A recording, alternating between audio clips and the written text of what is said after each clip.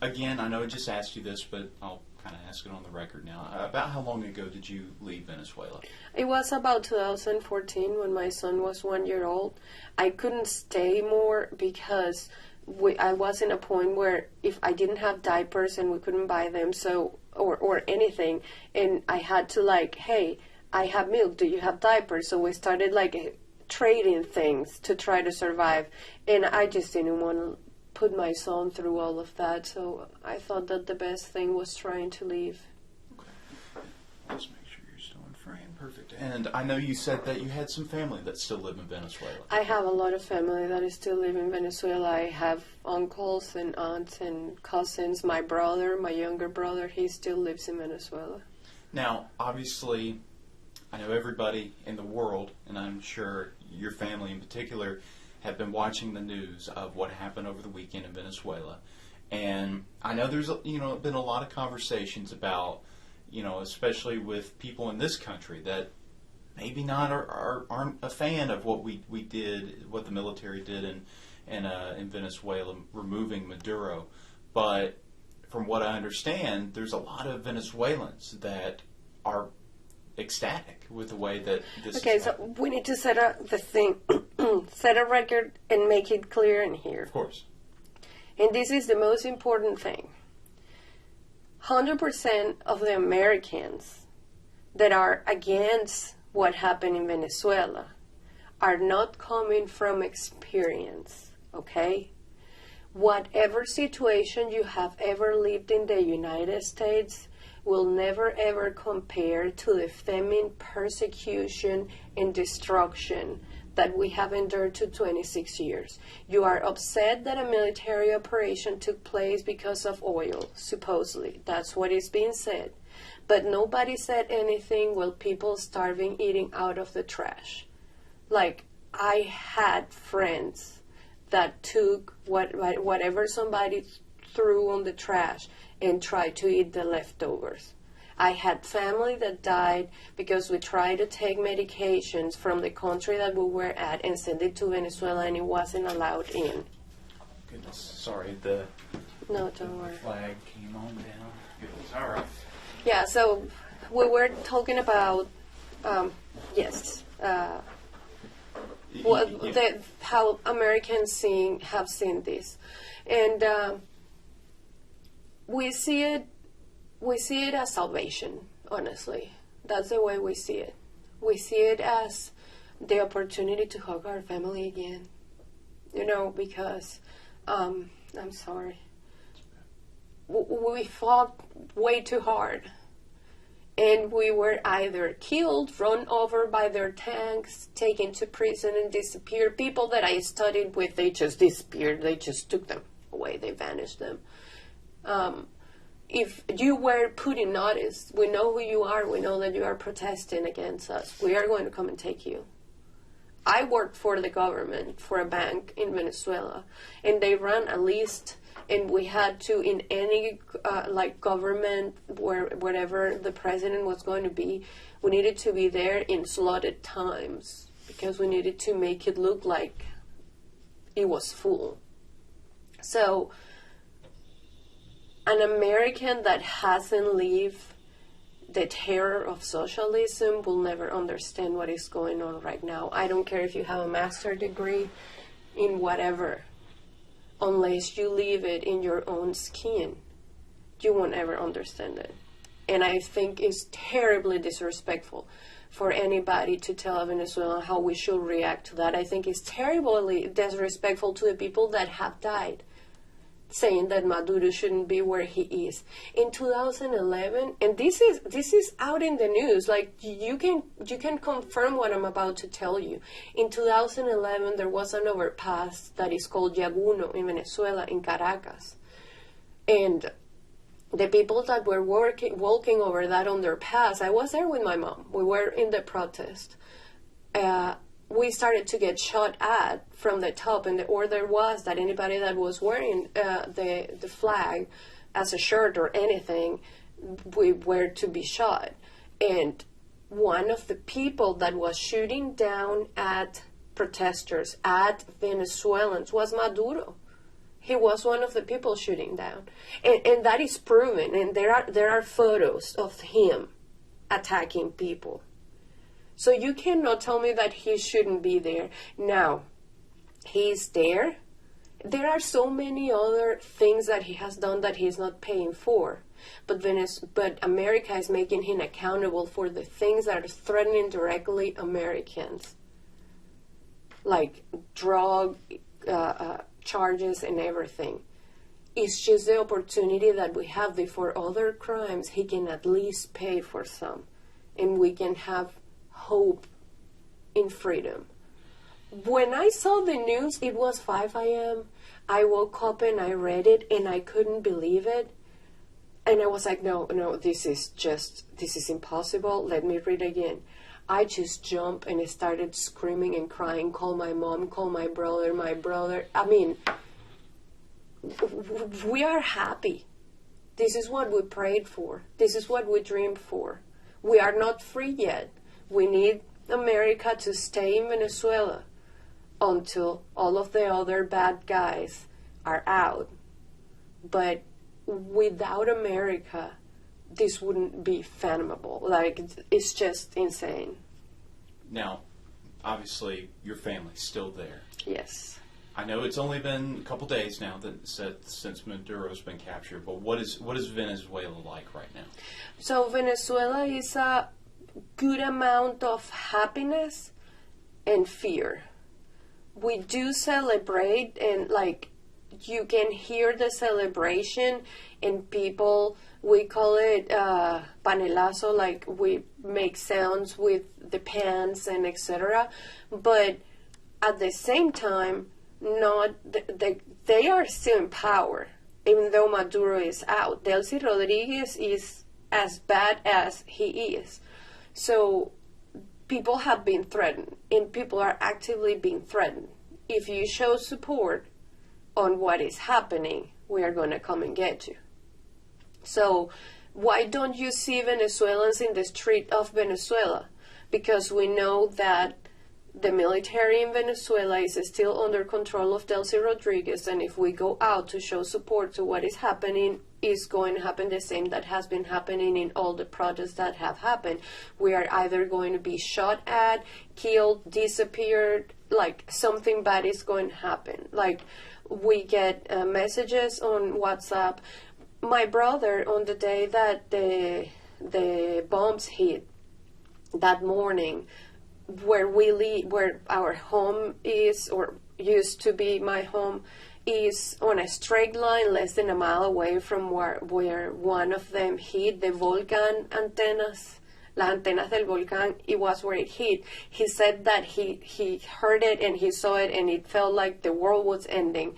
But the fear is so great of what the government is capable of that when we were talking on the family chat, because he needed to go somewhere else to charge his phone because they lost power and all of that, and when he was coming back, we were advising him, delete all the conversations with us, turn the Wi-Fi, like turn the WhatsApp off, your Instagram, don't share anything. If they stop you on the way back, make sure that you didn't have any of these conversations with you, because that's the first thing they do. They ask you for your phone and they check on your WhatsApp and they see what you have been talking about, and in that, then something may or may not happen with you.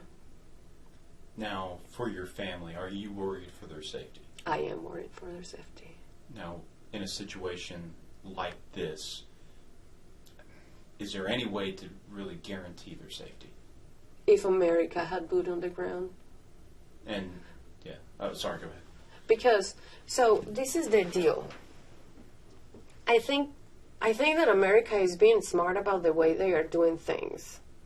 But to us, although it's great, we are like, just don't hold back. Just send it all.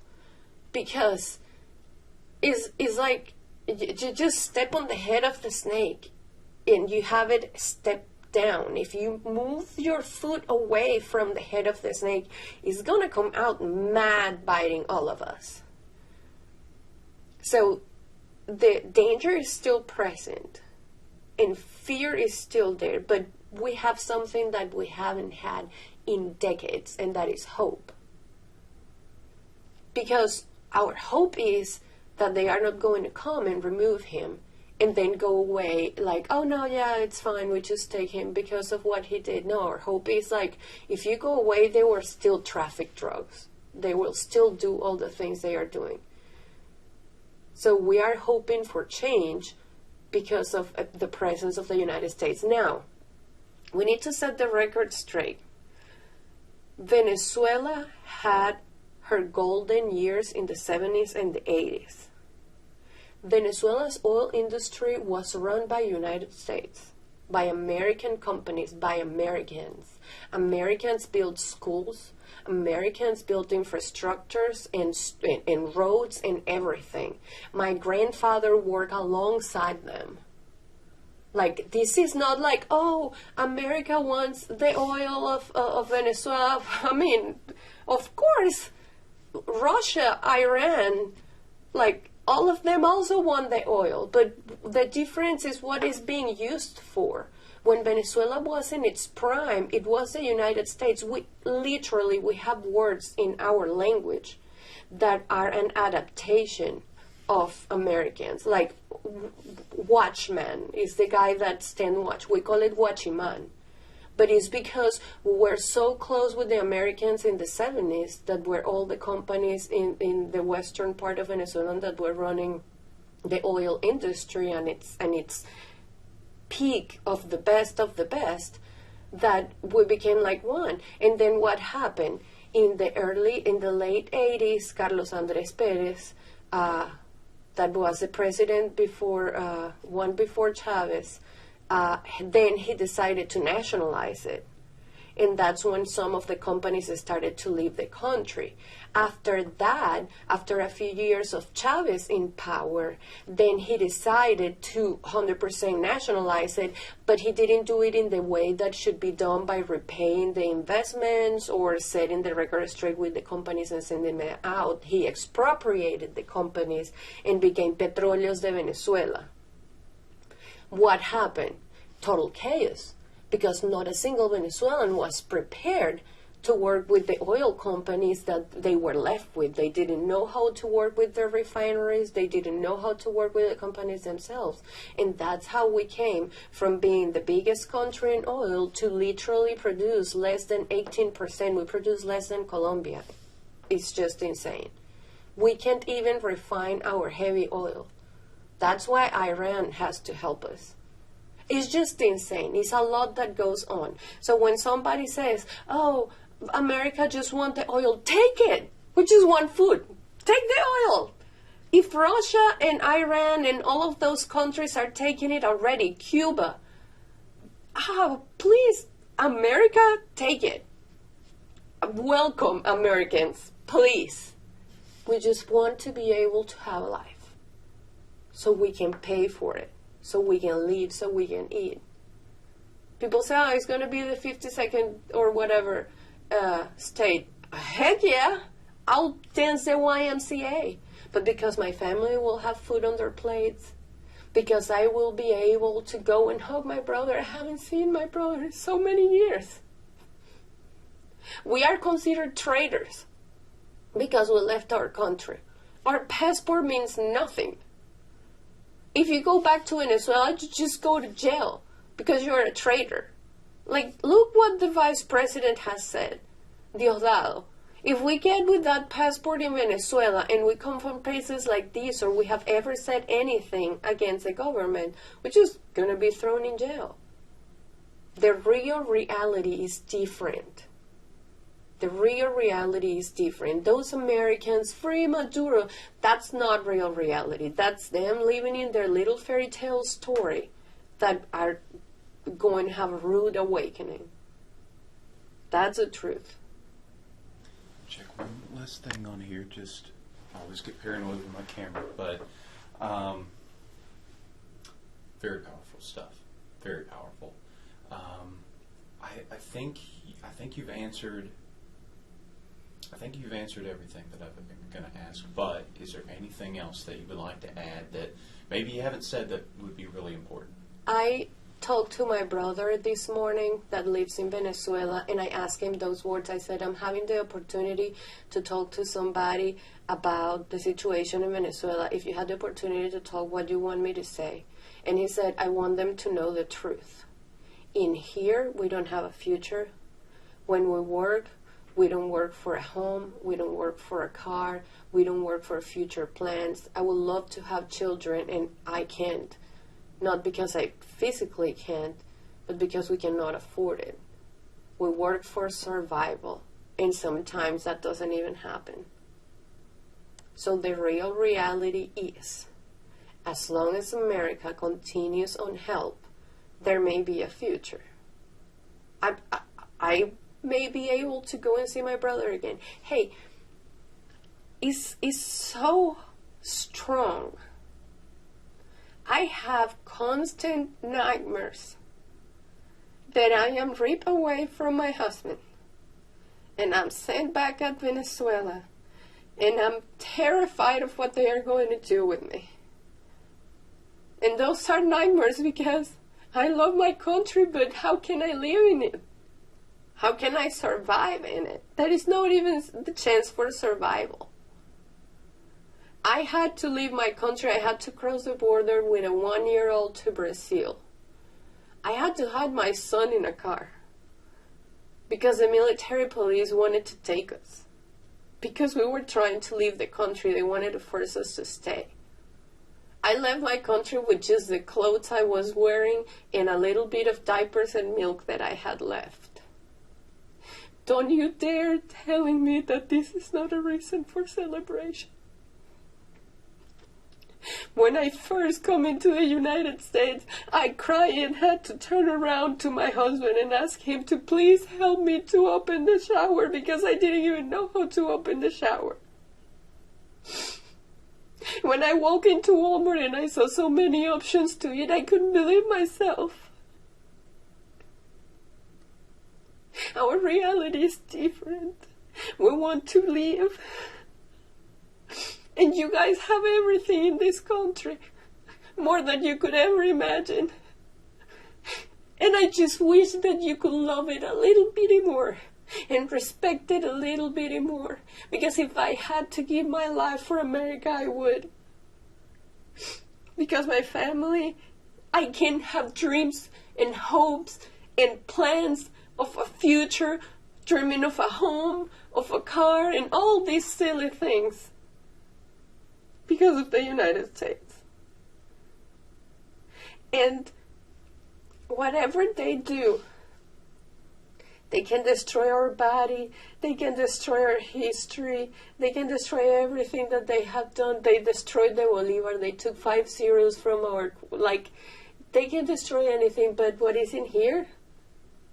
What is in here? The things that we lived through, that we survived through. They will never take it away from us. And there will be a day that as a family I'm going to go and hug them all again. We're going to say that we make it. And that's because real men in uniform went and took that man away. And that is the truth. I'm so sorry. No, it's okay. Here, let me,